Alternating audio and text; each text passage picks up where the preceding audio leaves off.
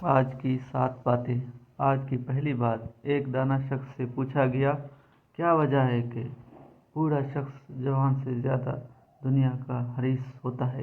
جواب دیا، اس لیے کہ بوڑھے نے دنیا کا ایسا ذائقہ چکھا ہے جو جوان نے نہیں چکھا۔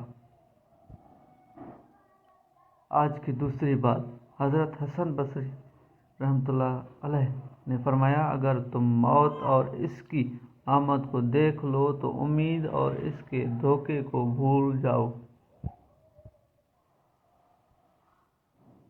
آج کی تیسری بات، ماچس کی تیلی میں سر تو ہوتا ہے پر دماغ نہیں ہوتا، اس لیے ذرا سی رگڑ سے بھڑک تو اٹھتی ہے اور انجام اپنی ہی آگ میں جل کر خاک ہو جاتی ہے۔ حسد کا کچھ ایسا ہی حال ہوتا ہے۔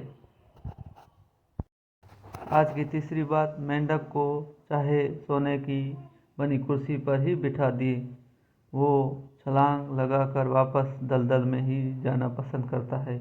اسی طرح کے کچھ انسان ہوتے ہیں، ان کو آپ جتنی مرضی عزت دیں پر وہ آگے سے کم ظرفی ہی دکھائیں گے۔ آج کی پانچویں بات، جنازے میں شامل ہونے کے لیے لوگ دوسرے ملکوں سے بھی آ جاتے ہیں، جبکہ فرض نماز کے لیے پاس کی مسجد بھی جانا مشکل لگتا ہے۔ آج کی چھٹی بات، ہمیں تو مردہ لوگوں کو بھی سلام کہنے کی تعلیم دی گئی ہے، پر پتہ نہیں ہم میں یہ انا، ضد اور اکڑ کیوں آ گئی ہے کہ زندہ لوگوں کو بھی سلام نہیں کرتے، اگر کرتے بھی ہیں تو مطلب تک۔